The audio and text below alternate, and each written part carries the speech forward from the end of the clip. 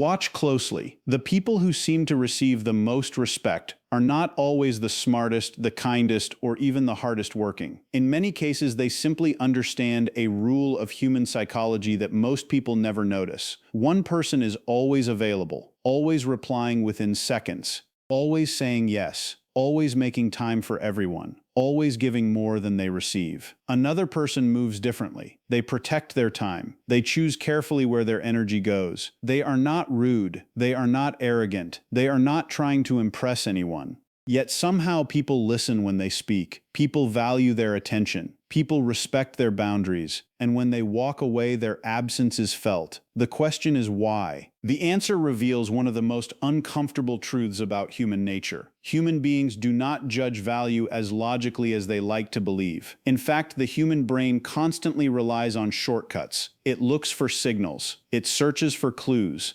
It makes rapid decisions about what is important and what is not. This hidden process affects everything. It affects friendships, it affects business, it affects careers, it affects social status, it even affects the way people treat you every single day. The shocking part is that many of these judgments happen without conscious awareness. People may believe they are evaluating character, talent, or effort, but often they are responding to something much deeper. They are responding to perceived value. Throughout history, some of the most powerful individuals understood this principle better than anyone else. Kings understood it, business leaders understood it, luxury brands built entire empires around it. Exclusive clubs mastered it. Even ancient societies recognized that scarcity could create desire, and that easy access could reduce appreciation. What was rare appeared important. What was difficult to obtain seemed more valuable. What was available to everyone often became invisible. This pattern has repeated itself for thousands of years, yet most people never realize that the exact same rule influences how others see them. The strange reality is that being constantly available can sometimes lower your perceived value. Giving too much can sometimes reduce appreciation. Trying too hard to earn respect can sometimes push it further away. These ideas sound unfair. They sound contradictory. They may even sound wrong at first. After all, most people grow up believing that the more they give, the more they will be valued. The more they sacrifice, the more they will be respected. The more they make themselves available, the more people will appreciate them. Yet real life often tells a different story. Many generous people find themselves overlooked. Many talented people remain ignored. Many hard-working individuals feel taken for granted. Meanwhile, others who seem to do less receive more attention, more opportunities, and more respect. This is where the dark psychology of value begins. Not dark because it is evil. Dark because it operates beneath the surface. Dark because most people never see it happening. Dark because once you recognize it, you start noticing it everywhere. You see it in relationships. You see it in workplaces. You see it in social groups. You see it in the way strangers react to confidence, boundaries, and status. Suddenly, patterns that once appeared random start making sense. There is a reason why limited edition products sell for extraordinary prices. There is a reason why exclusive memberships attract attention. There is a reason why some experts charge more and receive more respect than others with identical skills. There is a reason why certain individuals command attention the moment they enter a room. The answers are rooted in psychology, perception, and human behavior. And the most fascinating part is that these principles are not limited to products, brands, or businesses. They apply directly to people. Over the next few minutes, we are going to uncover the hidden forces that shape respect and value. You will learn why being too available can quietly damage the way others see you. You will discover why scarcity has such a powerful effect on the human mind. You will learn how status signals influence behavior without people even realizing it. You will see why some individuals are constantly chasing approval while others naturally attract it. Most importantly, you will learn how to increase your perceived value without becoming arrogant, selfish, or manipulative. Some of the facts in this video may challenge beliefs that have been accepted for years. Some may feel uncomfortable because they expose patterns that exist in everyday life. Others may completely change the way you think about respect, influence, and personal worth. By the end, you may begin looking at your time, your attention, and your energy in a completely different way. You may start noticing why certain people are treated differently. You may finally understand why being constantly accessible is not always a strength, and why boundaries often create more respect than endless availability, one of the most surprising lessons comes near the end of this video. It explains a psychological trap that causes countless people to lose value without realizing it. It is a mistake repeated every day in friendships, workplaces, relationships, and social circles around the world. Once you understand this trap, it becomes almost impossible to ignore. That insight alone could completely change the way you interact with others. So stay with us until the very end, because every section builds on the last, and the final pieces connect everything together into a powerful understanding of human psychology that very few people ever fully grasp. If you enjoy exploring the hidden forces that shape behavior, influence, success, and human nature, then you are in the right place. Welcome to the channel.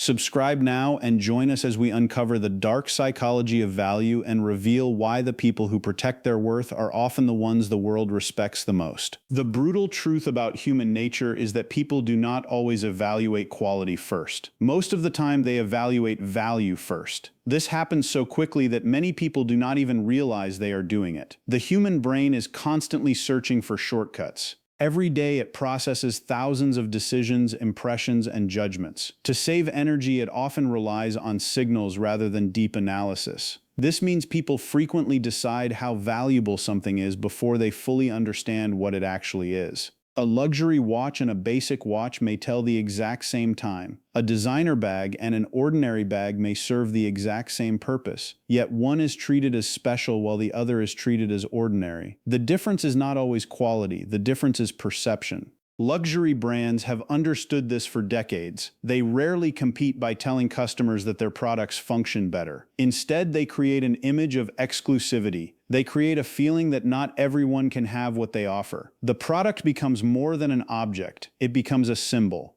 Rare collectibles work the same way. A simple trading card can be worth a few cents or millions of dollars depending on how rare it is. The material is often the same. The paper is the same. The size is the same. What changes is scarcity. Exclusive clubs understand this principle as well. Many people want access not because of what happens inside, but because access is limited. The waiting list itself becomes a status symbol. The restriction creates desire. The scarcity creates value. Human beings are naturally attracted to what seems difficult to obtain.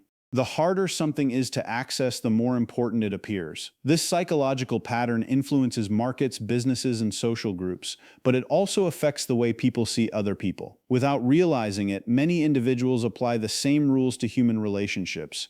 They judge worth based on signals. They pay attention to availability. They notice boundaries. They observe confidence. They evaluate how easily someone's attention can be obtained. This is where things become uncomfortable, because the same psychological rules that make a luxury item desirable can influence the way people assign value to a person. One of the biggest mistakes people make is believing that constant availability automatically creates appreciation. It sounds logical. If you are always there for others, surely they will value you more. If you answer every message immediately, surely people will respect your effort. If you constantly offer help, surely people will recognize your kindness. Yet reality often moves in a different direction. Human beings adapt quickly to whatever becomes normal. What once felt special soon feels expected. What once felt valuable soon feels ordinary. This is why constant accessibility can slowly reduce appreciation. When someone is always available, people stop noticing the effort behind that availability. The response becomes expected. The support becomes expected. The sacrifice becomes expected. Over time, the person who gives the most often receives the least appreciation because their contributions have become part of the background. The brain no longer registers them as something special. Think about how quickly people become accustomed to conveniences. A new technology feels exciting at first. After a few weeks, it feels normal. A promotion feels rewarding at first. After a while, it feels routine. The same adaptation happens in relationships and social interactions. When your attention is available at all times, it loses part of its perceived value. This does not mean kindness is wrong. It means unlimited accessibility changes the way people perceive that kindness. Always answering messages creates predictability. Always saying yes removes scarcity. always helping eliminates contrast. When there is no contrast, appreciation becomes weaker. The human mind notices changes more than constants. It pays attention to what appears and disappears. It notices what is limited. It often overlooks what is permanently present.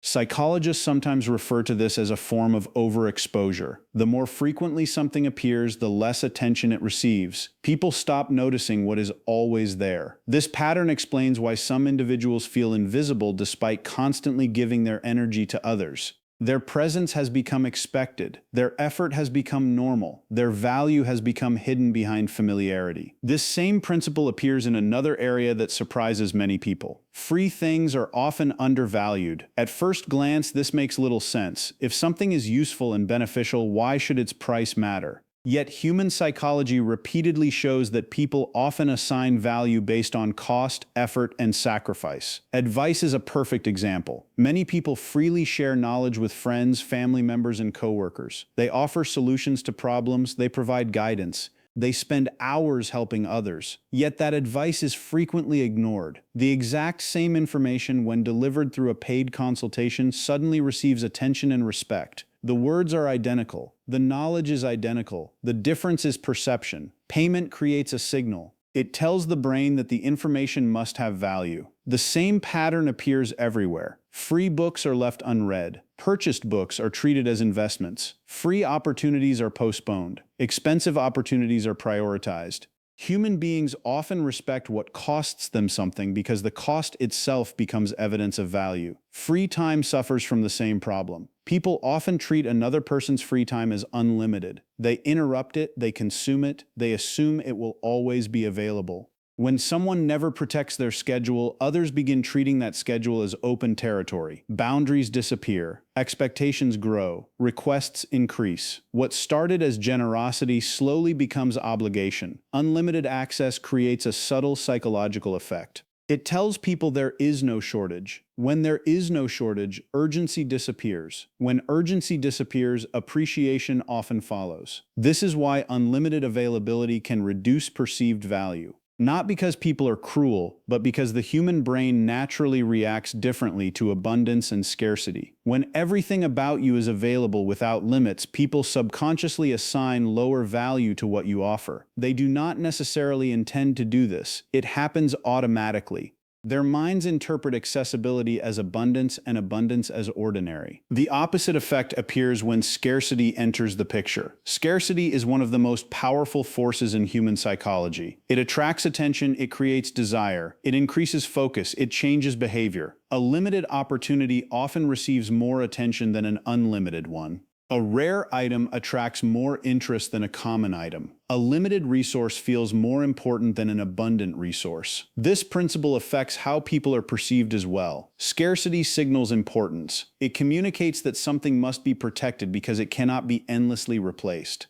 This is why people tend to respect individuals who establish boundaries. Boundaries create structure. Boundaries communicate priorities. Boundaries signal that a person's time and energy are valuable resources rather than unlimited supplies. High-demand professionals offer a clear example. Their schedules are often full. Appointments may require waiting. Access may require planning. This does not automatically make them important, but it creates a perception of importance because their time is clearly valued. People assume that if demand exists, value must exist as well. The interesting part is that true scarcity is not about becoming unavailable. It is about becoming intentional. There is a difference between being difficult and being selective. One creates frustration. The other creates respect. Selective attention communicates that choices are being made carefully. It signals self-prioritization. It demonstrates that not every request receives automatic approval. When someone protects their energy, people become more aware of that energy. When someone protects their time, people become more aware of that time. Scarcity focuses attention. Attention creates value. Value creates respect.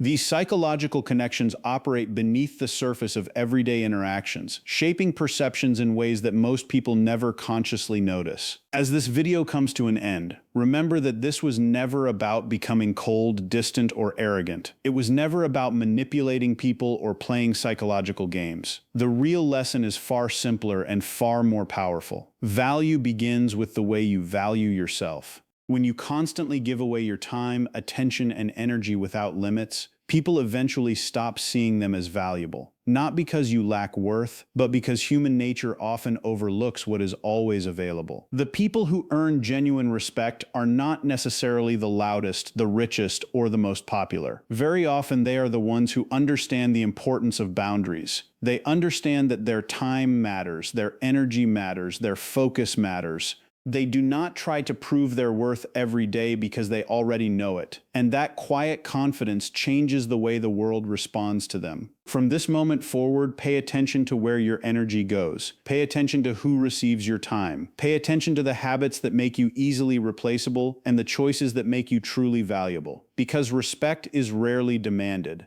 It is often earned through the standards you set and the boundaries you protect. The uncomfortable truth is that people often respect what they cannot easily replace. So stop trying to be available to everyone. Stop trying to win approval from every person you meet. Instead, focus on becoming someone whose presence carries weight, whose words carry meaning, and whose time carries value. Because in a world overflowing with noise, distractions, and endless access, the rarest thing is not talent, it is not intelligence, it is not even success. The rarest thing is a person who truly knows their worth and refuses to give it away cheaply. And now, before you click away, ask yourself one question. What is the one boundary you need to set today that could completely change the way people treat you tomorrow? Think about it carefully, because the answer might reveal more about your future than you realize. If you enjoyed this video and found it valuable, make sure to subscribe to the channel and turn on notifications so you never miss our next deep dive into psychology, human behavior, power, influence, and self-mastery. If this video gave you a new perspective, leave a like and share it with someone who needs to hear this message. Thank you for watching, and we'll see you in the next video. The first thing that happens when an avoidant and an empath both go no contact is that the silence does not enter their bodies in the same way. It may look equal from the outside. Two people stop talking, two phones stay quiet, two lives move in separate directions.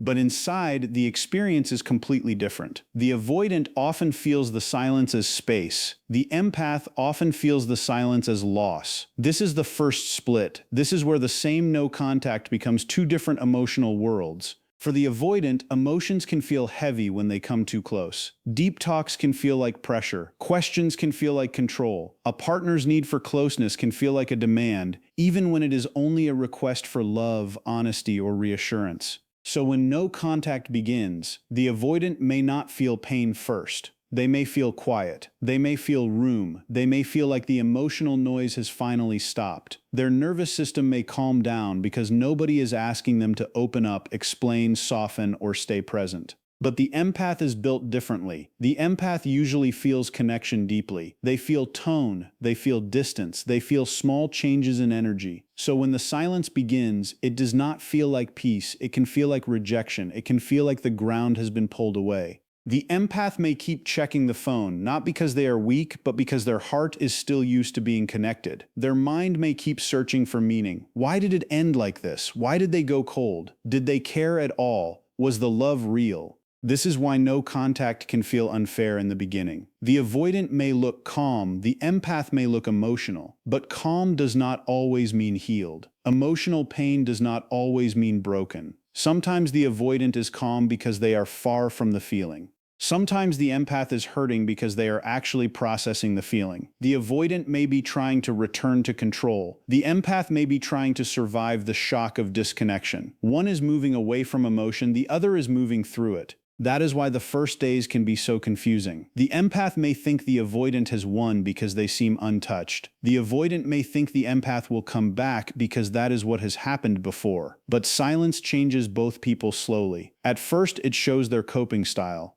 Later, it reveals the truth under that coping style. The avoidant silence may be protection. The empath silence may be pain, but both are being forced into a space where the old pattern cannot keep feeding itself. And once the old pattern has no energy, both people start facing what they were trying not to feel. For the avoidant, no contact often feels like relief before it feels like loss. This does not always mean they did not care. It means closeness may have started to feel too demanding for their nervous system. When a relationship becomes emotionally intense, the avoidant may begin to feel trapped. They may love the person but still feel overwhelmed by the closeness. They may miss the connection but also feel afraid of what the connection asks from them. This is the conflict many people do not understand. An avoidant can want love and still pull away from the very person who gives it. They can crave connection and still feel safer alone. So when no contact begins, their first reaction may be a deep breath. No more explaining, no more emotional talks, no more fear of being seen too clearly. No more pressure to answer messages in a way that feels intimate. No more feeling like someone is waiting for them to become emotionally available. This relief can feel real. It can feel clean. It can even feel like freedom. The avoidant may tell themselves that this is proof they made the right choice.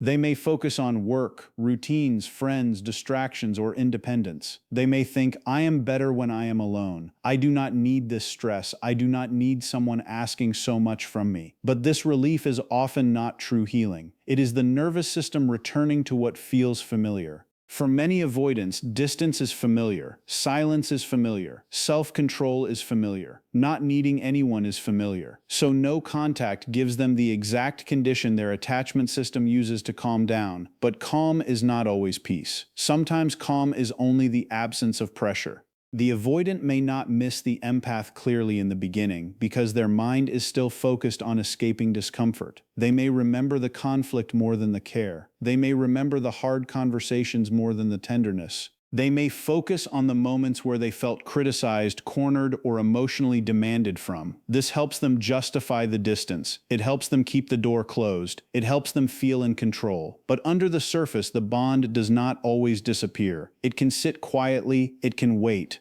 Avoidants often process emotion later because they first need to feel safe from it. While the empath is crying, thinking, and trying to make sense of everything, the avoidant may be numb or distracted. But numbness is not the same as closure. Sometimes the avoidant is not feeling the loss yet because they are still feeling the relief of not being emotionally pulled. They may mistake this relief for healing. They may mistake distance for clarity. They may mistake the lack of conflict for proof that the relationship was the problem. But no contact has a way of stripping away the easy explanations. When enough time passes and the empath does not return, the avoidant may start to notice that the pressure is gone, but so is the warmth. The questions are gone, but so is the care. The emotional demands are gone, but so is the person who kept trying to understand them. That is when relief can begin to change shape. The empath usually feels the pain first because they do not detach by shutting down. They detach by feeling everything until the feeling loses its power. At the beginning of no contact, the empath may feel like they are carrying the whole relationship alone.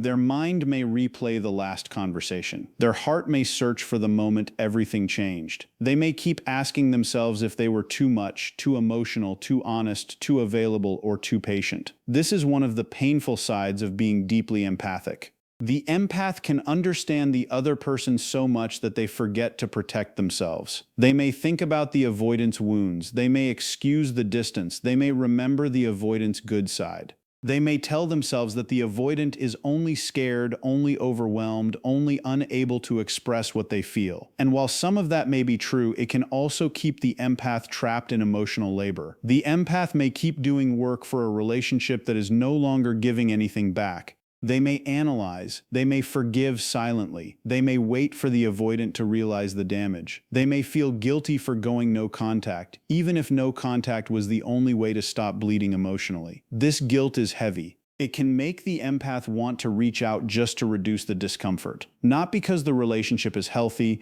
not because the avoidant has changed, but because the empath is used to soothing pain through connection. They are used to fixing the silence. They are used to making peace. But this time, if the empath stays silent, something begins to change. The pain starts becoming a detox. It hurts because the empath is no longer getting little doses of hope. No message, no small reply, no mixed signal, no sudden warmth after coldness.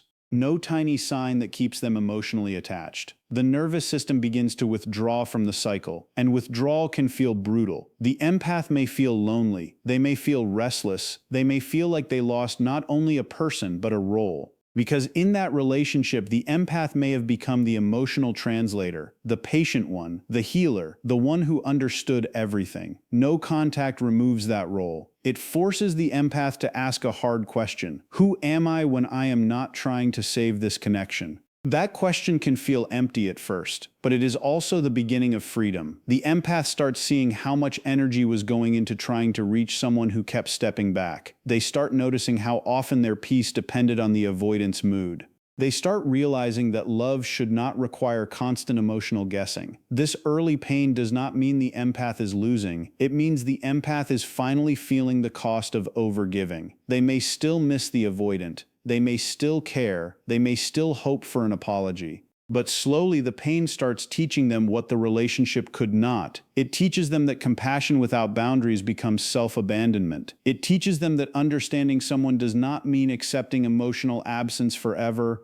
It teaches them that silence can hurt and heal at the same time. The most powerful shift happens when the empath does not chase. This is the moment the old pattern begins to collapse. In many avoidant and empath dynamics, the same cycle repeats again and again. The avoidant feels too much closeness, so they pull away. The empath feels the distance, so they move closer. The avoidant feels more pressure, so they shut down more. The empath feels more fear, so they explain more, ask more, give more, and try harder. Both people feel unsafe, but they show it in opposite ways. The avoidant tries to feel safe by creating distance. The empath tries to feel safe by restoring connection. That is why the relationship can become emotionally exhausting. Nobody is truly calm. They are both reacting, but when the empath finally stops chasing, the system loses its fuel. The avoidant may not expect this at first. They may expect the empath to reach out. They may expect another long message. They may expect another attempt to explain the pain. They may expect the empath to soften first, apologize first, or open the door again.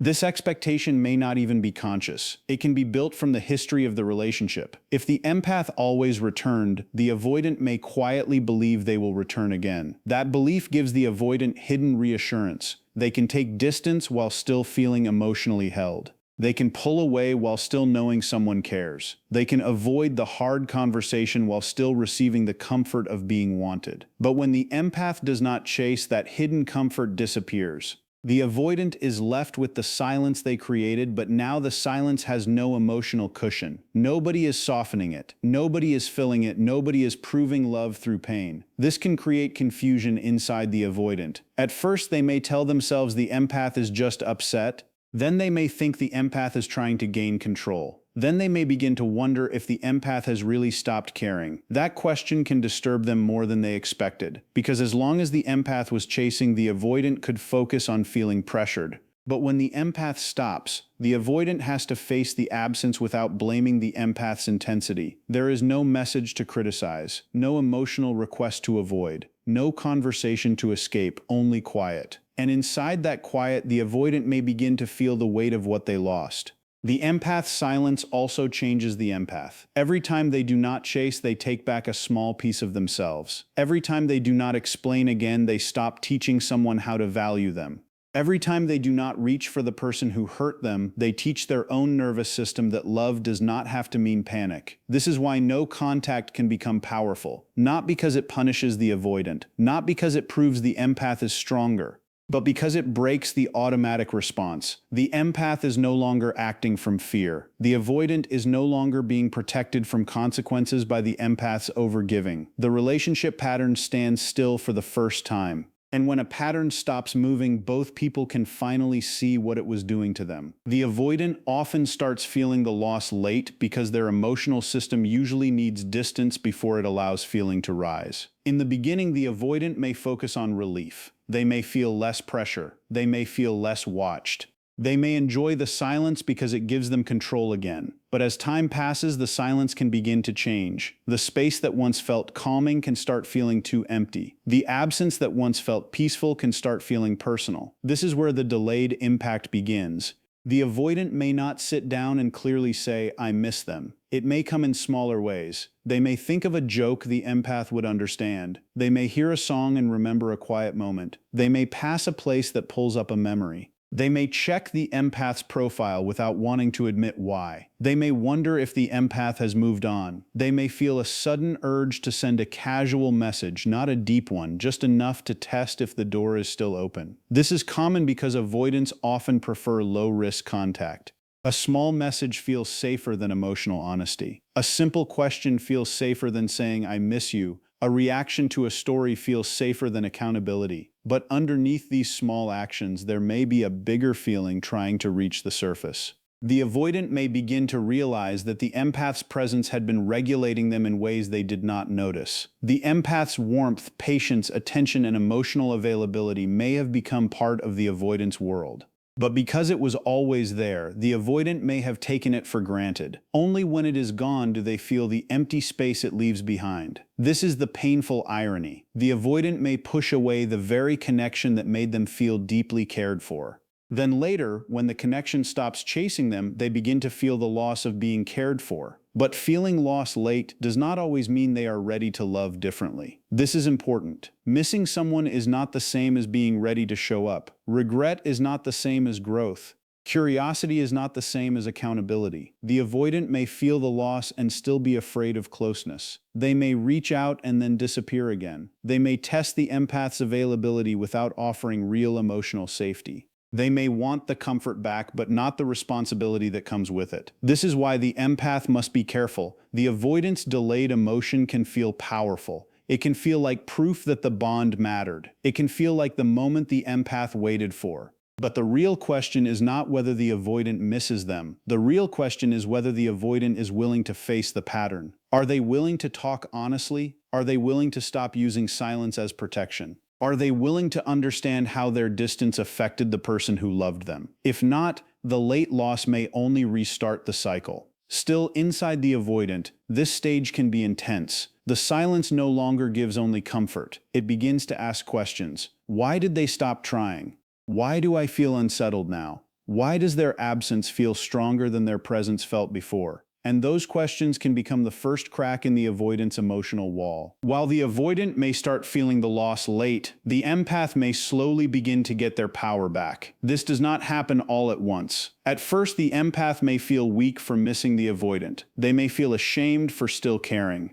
They may feel angry at themselves for wanting a message from someone who made them feel alone. But healing does not require instant detachment. It requires honesty. The empath begins to heal when they stop confusing love with emotional labor. This is a painful lesson, but it is one of the most important ones. Loving someone does not mean managing their fear for them. Loving someone does not mean shrinking your needs so they feel comfortable. Loving someone does not mean becoming endlessly patient with emotional absence. The empath may begin to see how much of the relationship was spent trying to understand the avoidant, why they pulled away, why they went cold, why they avoided hard talks, why they acted close one day and distant the next. The empath may realize they were using their empathy to explain pain instead of protecting themselves from it. That realization can be heartbreaking, but it also brings power, because once the empath sees the pattern clearly, they cannot unsee it. They begin to notice how peace feels when they are not waiting for someone's mood to change. They begin to sleep without checking their phone. They begin to breathe without wondering if they did too much. They begin to think about their own needs again. Slowly, their nervous system learns that silence does not always mean abandonment. Sometimes silence means recovery. Sometimes silence means the body is finally leaving survival mode. The empath may start feeling their own emotions again instead of constantly feeling the avoidance distance. They may notice old interests returning. They may laugh without guilt. They may spend time with people who do not make love feel like a test. This is where detachment becomes strength. Not coldness, not revenge, strength. The empath does not become powerful by becoming cruel. They become powerful by becoming clear. They stop asking, how do I make them choose me? They begin asking, why did I keep choosing someone who could not meet me emotionally? That question changes everything. It moves the empath from obsession to self-respect. It moves them from waiting to waking up. The empath may still have soft feelings. They may still wish the avoidant well. They may still remember the good moments. But the difference is that they no longer sacrifice themselves to keep those memories alive. They no longer treat potential like proof. They no longer accept small signs of care as a full relationship. This is the quiet return of power. The empath starts understanding that their love was never the problem. Their depth was never the problem. Their loyalty was never the problem. The problem was giving those gifts to someone who could only receive them in small amounts, then disappear when the connection became real. No contact gives the empath enough distance to see that love should feel safe, not like constant emotional guessing. And once the empath feels that truth, the old pull begins to weaken. There comes a point where the power dynamic quietly flips. It may not happen loudly, there may be no dramatic message, no big announcement, no clear sign from the outside. But inside both people, the emotional positions begin to change. The avoidant, who once felt safer with distance, may start becoming curious. The empath, who once felt desperate for closeness, may start becoming detached. This is the emotional twist in the story. In the beginning, the empath may have seemed like the one who needed the connection more. They may have cried more. They may have explained more. They may have cared more openly. The avoidant may have seemed stronger because they could walk away, stay silent, or act unaffected. But as time passes, what looked like strength can reveal itself as avoidance, and what looked like weakness can reveal itself as emotional courage. The empath felt the pain early. They faced the grief early. They sat with the discomfort early. So by the time the avoidant begins to feel the absence, the empath may already be moving into acceptance. This creates a strange and powerful shift. The avoidant may begin looking back at the same time the empath stops waiting. The avoidant may begin wondering what the empath is doing at the same time the empath begins choosing themselves. The avoidant may start feeling the emotional impact at the exact moment the empath starts feeling free from it. This is not because the empath stopped caring overnight. It is because the empath finally got tired of abandoning themselves. They may still love the avoidant in some quiet corner of their heart, but they no longer want to live inside that pain. Meanwhile, the avoidant may begin to feel unsettled because the empath's energy is no longer available. There is no emotional safety net, no silent loyalty reaching toward them, no one trying to decode their mixed signals. This can make the avoidant feel the bond more clearly, but now the empath is different. The empath is not standing in the same place anymore. They are not as easy to pull back with a small message. They are not as willing to restart the cycle without change. They may read the avoidant's name on the phone and feel their heart move, but they also feel their wisdom speak. They remember the confusion. They remember the waiting. They remember how much they lost trying to keep the connection alive. This is where the real power shift happens. The empath no longer needs the avoidant to validate the pain. They no longer need the avoidant to admit everything for healing to begin. They no longer need one final conversation to understand what the pattern already showed them. And the avoidant may sense this. They may feel that the empath's energy has changed. It is softer toward themselves and less available to the old cycle. That can create regret, curiosity, and even fear. Because avoidance may be used to leaving space, but they may not be used to someone they valued becoming truly unreachable. The power dynamic flips when the empath stops begging for clarity and becomes clear. It flips when the avoidant can no longer control closeness through distance.